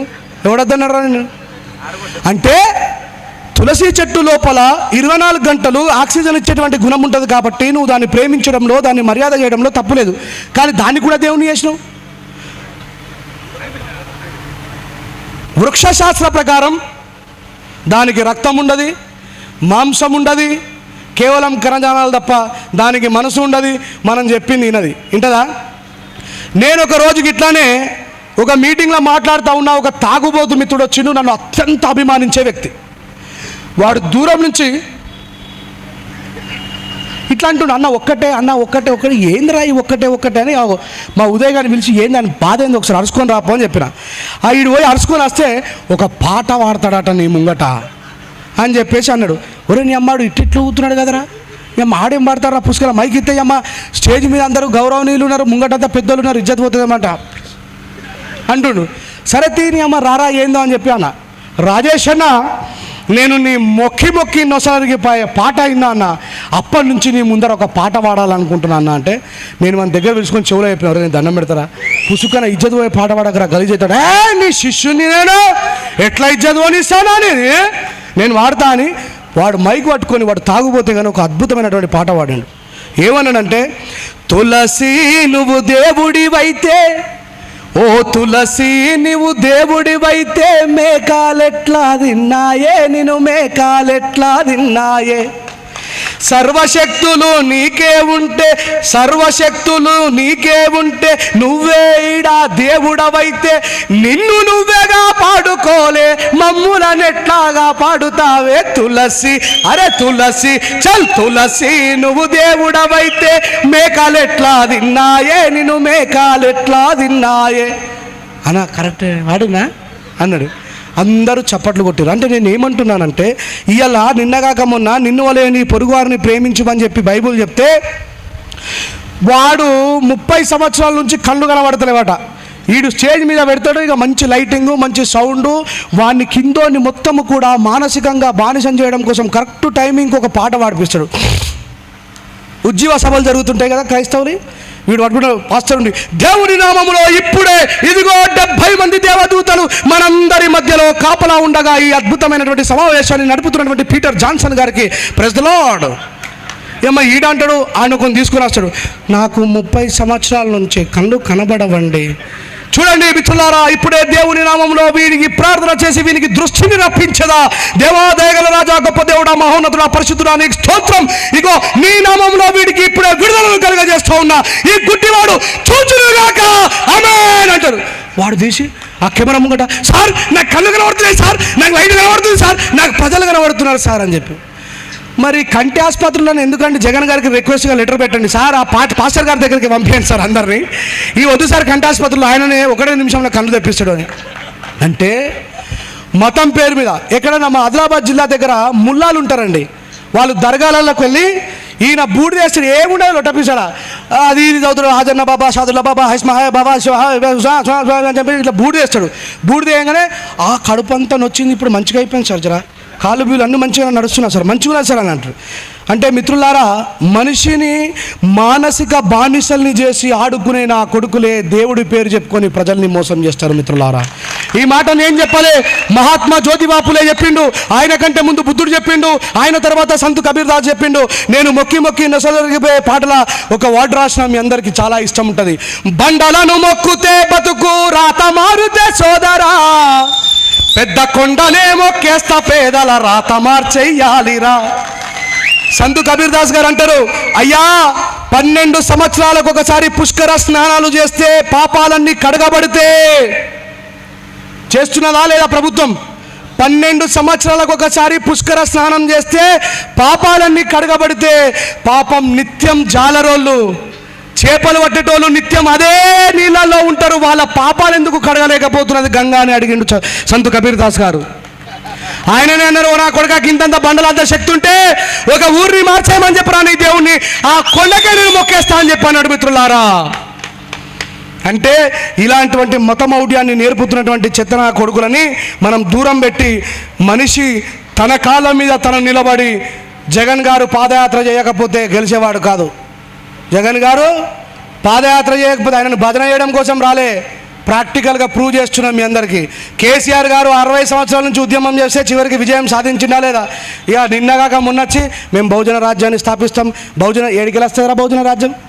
నీకే లేకపోతే ఈ దేశంలో నువ్వు ఎప్పుడు పరిపాలకుడివి? ఈ దేశంలో నీకు ఓటు హక్కు ఎట్లా వచ్చింది? నువ్వు ఓటు ఎవరికి వేయాలా? అందుకే చెప్పిన ఓటు హక్కు ఎట్లా వచ్చింది అనేది నాకంటే అద్భుతంగా విక్టర్ ప్రసాద్ గారు చెప్తారు. అయితే మిత్రులారా, ఈ మనుధర్మ శాస్త్రము ఈ దేశంలో ఉన్నటువంటి ప్రజలందరినీ ఇన్ని రకాలుగా ఇబ్బంది పెడుతుందనే బాబాసాహెబ్ అంబేద్కర్ గారు చాలా కష్టపడి భారత రాజ్యాంగాన్ని రాసి, మరీ గుర్తుపెట్టుకోండి, ఆర్టికల్ 340. మీకు నిజంగా అంబేద్కర్ గారి మీద ప్రేమ ఉంటే కార్యక్రమ నిర్వాహకులందరికీ చెప్తున్నా, పైన ఉన్న వాళ్ళకి కింద ఉన్న వాళ్ళకి, అన్నా జడ్పీ సాబ్ ఏ శంకర్ గుర్తుపెట్టుకోవాలి, అంబేద్కర్ గారి దగ్గర ఇప్పటి నుంచి బాబాసాహెబ్ అంబేద్కర్ గారి ఫ్లెక్సీలు పెట్టినా పెట్టకపోయినా article 340 27% reservation, article 341 15% reservation, economically backward caste, economically weaker సెక్షన్కు 10% రిజర్వేషన్ రాయండి. అక్కడ బాపనోళ్ళు, కోవటోళ్ళు, రెడ్డోళ్ళు, బల్జోళ్ళు, వెల్మోళ్ళు, కమ్మోళ్ళు, నాయుళ్ళు అందరూ రాయండి. వీళ్ళు ఓలైతే మేము అప్పర్ క్యాస్ట్ వాళ్ళము, ఫార్వర్డ్ క్యాస్ట్ వాళ్ళు అనుకుంటామో వాళ్ళకే ఆ 10% రిజర్వేషన్ అంతా కూడా పెట్టండి. అంబేద్కర్ గారి కుడాలి దగ్గర ఇట్లా కనవాలా, అప్పుడు తెలుస్తుంది ఈ దేశంలో బాబాసాహెబ్ అంబేద్కర్ గారు ఎంత గొప్ప మహానుభావుడో. స్త్రీల కోసం రాయండి, అమ్మా మీ స్త్రీలకు ఈ దేశంలో ఫండమెంటల్ రైట్ ఇచ్చింది బాబాసాహెబ్ అంబేద్కర్ గారు. మీరు ఏ కులం అనేది కాదు, మీరు ఉద్యోగాలు చేస్తున్నప్పుడు పోలీస్ డిపార్ట్మెంట్లో, రకరకాల డిపార్ట్మెంట్లలో ఉద్యోగాలు చేస్తున్నప్పుడు వాళ్ళు గర్భిణులు అవుతారు కదా, ప్రసూతి సెలవులను ఇచ్చింది కూడా ఈ దేశంలో బాబాసాహెబ్ అంబేద్కర్ గారే. చెప్పాలా, అంబేద్కర్ గారిని ఏమనంటే కోప్పడతాం, అంబేద్కర్ గారిని ఎవడని ఏమనంటే చంపేస్తాం, కొడతామంటాం. బాబాసాహెబ్ అంబేద్కర్ గారు తుపాకులు పట్టుకొని, కత్తులు పట్టుకొని, కర్రలు పట్టుకొని యుద్ధం చేయమని, జ్ఞానంతో యుద్ధం చేయమని చెప్పిండు. ఎంతోమంది శత్రువులను ఓడించిండు బాబాసాహెబ్ అంబేద్కర్ గారి జ్ఞానంతో. ఎంతోమంది శత్రువులని మోకాల దండ వేయించిండు మహాత్మా జ్యోతిబా ఫులే జ్ఞానంతోనే. ఆ జ్ఞానమే మన దగ్గర లేదు, దాన్ని సంపాదించుకోవాలని చెప్పి కోరుతూ, నడి వీధిలో నిలబడితే బొమ్మను కోకురా, నడి వీధిలో నిలబడితే బొమ్మను కోకురా, మన దేశపు స్థితిగతిని మార్చిందతడేనురా, కదలకుండా ఉండని కలనైనా అనుకోకురా.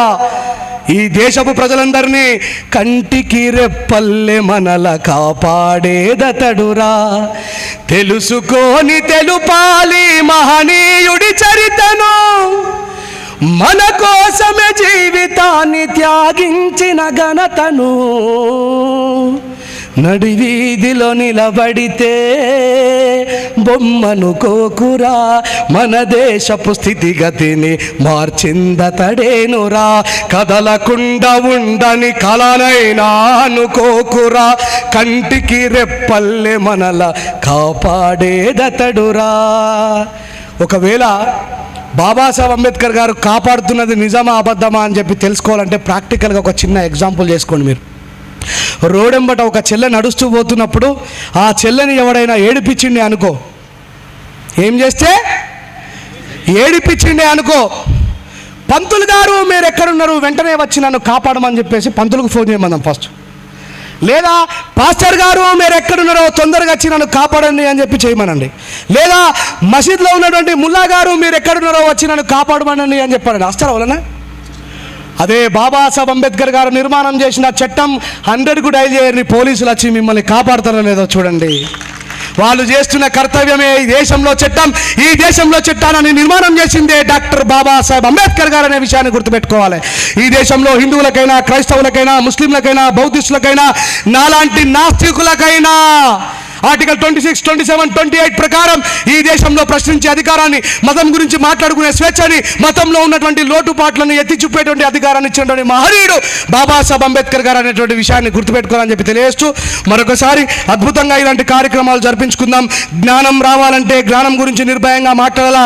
నేను ఇక్కడికి వచ్చి పోలీస్ ఆఫీసర్ ఉన్నారనో, పైన ఉన్నటువంటి ఆఫీసర్లు ఉన్నారనో వాళ్ళని మెప్పించడం కోసం నేను మాట్లాడితే నేను అంబేద్కరిస్ట్ని కాను. నేను వాళ్ళని మెప్పించడం కోసం అయ్యో సార్ ఏమనుకుంటాడో, ఈ సార్ ఏమనుకుంటాడో, నిజం చెప్తున్నా, ఎంతోమంది ఎస్ఐలు పైన ఉన్నటువంటి అధికారులు అవస్థ పెడితే సూసైడ్ చేసుకుంటలేరా? వాళ్ళని కూడా కాపాడుతాడు బాబాసాహెబ్ అంబేద్కర్ గారు చట్టం ద్వారా అనేటువంటి విషయాన్ని గుర్తుపెట్టుకోవాలి. ఈ దేశంలో అందరికీ శ్రీరాముడి రక్ష ఉన్నదో లేదో నాకు తెలియదు, కానీ బాబాసాహెబ్ అంబేద్కర్ గారి రక్ష మాత్రం ఈ దేశ ప్రజలందరికీ ఉంటుంది అనే విషయాన్ని గుర్తు చేస్తూ మరొకసారి జై భీమ్. కాపాడుకుంటాం భారత రాజ్యాంగాన్ని, కాపాడుకుంటాం భారత రాజ్యాంగాన్ని. Thank you very much. జై భీమ్. నేను సార్ మాట్లాడిన తర్వాత పాడతా. అయితే అట్లా ఉండదు. విషయం ఏంటంటే ఇక్కడ నాతో పాటు నా హార్ట్ బీట్ లాంటి దరవేసే డప్పు కళాకారుడు ఉండాలి. అందరు ఉంటేనే పాట రసవత్తరంగా వస్తుంది. అయినా అలాగే ఆ డప్పులు కుట్టరాదు వాళ్ళకు. ఆ డప్పులు కొట్టొచ్చిన పడితే నా మాదిగ జాతి ఎన్నడో గొప్పలు అవుతారు, కానీ పాపం వాళ్ళని ఆనే ఉంచారు. అంటే నిజంగా చూడండి, నాకు చాలా బాధ అనిపిస్తుంది. ఒక విషయం మీరు జాగ్రత్తగా గుర్తుపెట్టుకోవాలి. ఈ డప్పులు కొట్టుడు పని చేయాలి మనోళ్ళు. ఈ డప్పులు కొట్టుడు పని చేసి నేను రికార్డింగ్ స్టూడియోలోకి పోతా కదా, ఆ మ్యూజిక్ కోసము రిధాని వాయించడం వల్ల చాలామంది వేరేలే ఉంటారు, మనోళ్ళు ఉండరు. మళ్ళీ ఈ డప్పును తయారు చేసిందేమో నా మాదిగ జాతి, ఆడ కొట్టేటోడు మాత్రం వేరేవాడు ఉంటాడు. ఈ చెప్పును తయారు చేసింది నా మాదిగ జాతి, బాటా షోరూమ్ ఏమో వేరేవాడు చేతులు ఉంటుంది. ఓరిని అమ్మ, నేను ఇందాక బూట్లు వేసుకుని పైకి ఎక్కుతున్నప్పుడు మా వాళ్ళు అంటారు, అన్న బూట్లు వేసుకోకు. ఈ విషయాన్ని గుర్తుపెట్టుకోలే, రికార్డ్ చేసుకోరా జాగ్రత్తగా. బూట్లు వేసుకొని పవిత్ర కార్యాన్ని దగ్గరికి ఎందుకు పోవద్దంటారో తెలుసా? ఈ బూట్లను చెప్పులను తయారు చేసింది ఎవరండి ఈ దేశంలో? చెప్పాలా గట్టిగా? ఇగో ఈ మాదిగోడు తయారు చేసినటువంటి అంటరాని తనం ఏదైతే ఉన్నదో బూట్ల రూపంలో పవిత్ర కార్యం దగ్గర ఉండద్దు అని అంటాడు. అయ్యా, ఈ బూట్ల ద్వారా మనం వేయబోతున్నటువంటి మహనీయుడికి దండకు మైల పడితేనో, మరి లోపలికి పోతే మైల పడితేనో, ఈ బట్టలు తయారు చేసినోడు ఏంది? ఇవి కూడా ఇప్పేయాలిగా, ఇప్పేనా లేదా? ఈ మెడల గోల్డ్ చైన్ ఉండొద్దు, ఇది కూడా ఇప్పేయాలా? లోపల అండర్వేర్ ఉండొద్దు, దాన్ని కూడా ఇప్పేయాలా? అంటే ఇది చేసిన గొప్పతనం. ఇది వేసుకొని ఎక్కచ్చు, నా మాదిగ జాతి తయారు చేసిన చెప్పులు వేసుకొని ఎక్కద్దా? ఇంత ఘోరమైన వివక్షణ నిజమా కాదా? ఇది అర్థం చేసుకోవాలా. బాబాసాహెబ్ అంబేద్కర్ గారు అంటే జ్ఞానము, ధైర్యము, శక్తి అవన్నీ మనసులో ఉండాలా. బూట్లు వేసుకొని ఎక్కద్దు, బూట్లు వేసుకొని ఎక్కితే అపవిత్రం. నువ్వు కుద్దు మాల మాదిగా చదువుతాడు, నువ్వు కూడా నువ్వు తయారు చేసిన సాధనాన్ని అపవిత్రం అనుకుంటే నేను ఎవరు మారుస్తాడు? అందుకే ఆలోచించాలా. మనని మనం గౌరవించుకోవాలా, మన మాదిగ జాతిని మనం గౌరవించుకోవాలా. Jai Bhim. Thank you very much.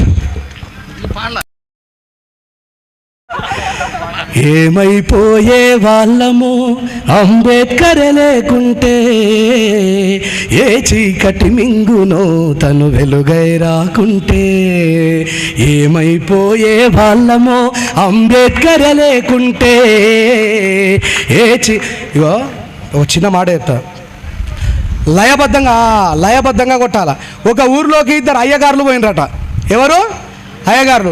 వాళ్ళు ఎంత అద్భుతంగా అంటే, శ్రీమద్భాగవతం ఇది విష్ణు కథామృతం, ఆలపించిన మోక్షము సగు చరితం, నవరస భక్తి సుధాభరితం, శ్రీమద్భాగవతం అని పాడతాడు. ఈ కిందొక్కైనా దానికి అద్భుతంగా లయబద్ధంగా రిధం కొడతాడు. వీళ్ళకి పాపం అద్భుతంగా పాటలు పాడుతున్నారు అని చెప్పి మంచి మామిడికాయ పప్పు అవన్నిటితో భోజనం పెడితే, ఈ డోలు కొట్టేటైనా ఒక్కసారి ఏం చేస్తాడంటే మెల్లగా ట్రుర్రు అని ఇస్తాడు. ఈ మొత్తం స్టేజ్ అంతా కంపు వాసన వస్తే ఈయన అడగాల, ఇప్పుడు ఈ పాట పాడేటన్నా నీ అమ్మ ఎవడరా పిత్తింది అని. అంటే వాళ్ళు ఎట్లా ఉంటారంటే, వాసన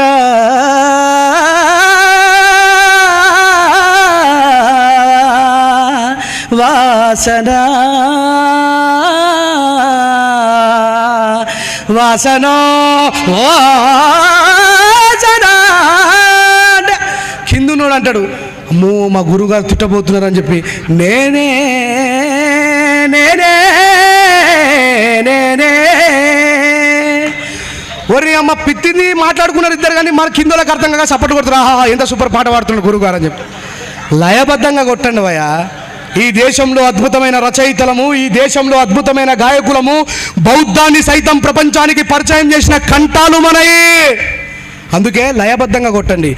ఏమైపోయే వాళ్ళము అంబేద్కర్ లేకుంటే, ఏ చీకటి మింగునో తను వెలుగై రాకుంటే. ఏమైపోయే వాళ్ళము అంబేద్కర్ లేకుంటే, ఏ చీకటి మింగునో తను వెలుగై రాకుంటే. తరాలు మన స్థితిగతులు మారక తల్లడిల్లే కథ సకల జనం. తరాలు మన స్థితిగతులు మారక తల్లడిల్లే కథ సకల జనం. బ్రతుకు అగ్రకుల విష కౌగిట పడి నలిగిపోవు కథ నేటి దినం. ఏమైపోయే వాళ్ళమో అంబేద్కర్ లేకుంటే, ఏ చీకటి మింగునో తను వెలుగై రాకుంటే. అడుగు అడుగు తను అనుభవించిన బాధలు తలచి, భావితరాల భవిష్యత్తునంతా ముందే చూసి. అడుగు అడుగు తను అనుభవించిన బాధలు తలచి, భావితరాల భవిష్యత్తునంతా ముందే చూసి. తన నెత్తుటి చుక్కలు లక్షల అక్షరాలుగా మార్చాడు. భారత జన నుదిటి రాతను అంబేద్కరే మార్చాడు. ఏమైపోయే వాళ్ళమో అంబేద్కర్ లేకుంటే, ఏ చీకటి మింగునో తను వెలుగై రాకుంటే. రాజ్యాంగము అణువు అణువులో జీవము నింపి, నేల మీద ప్రతి జీవజాతికి మనుగడ చూపి. రాజ్యాంగము అణువు అణువులో జీవము నింపి, నేల మీద ప్రతి జీవజాతికి మనుగడ చూపి. ప్రపంచమే తొంగి చూసేలా ప్రతి దీపం పరిచాడు. విశ్వములో ఉన్న జ్ఞానులకు గురువులాగా నిలిచాడు. ఏమైపోయే వాళ్ళమో అంబేద్కర్ లేకుంటే, ఏ చీకటి మింగునో తను వెలుగై రాకుంటే. తెలుసుకొని తెలుపగరండి ఆయన చరిత, గొంతెత్తి వినిపించు మహా నీయుని ఘనత.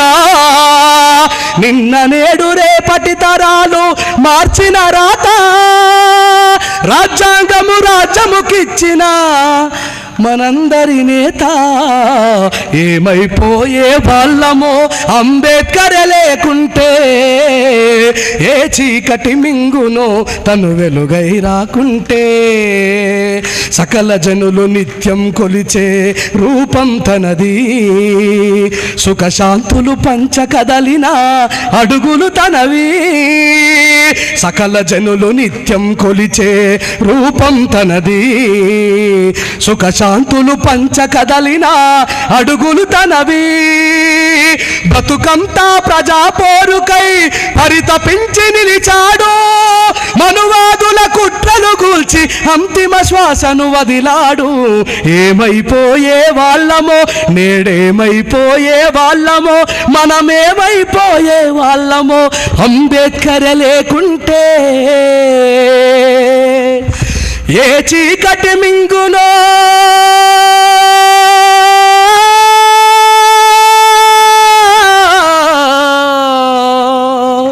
తను వెలుగై రాకుంటే. జై Bhim. Thank you very much.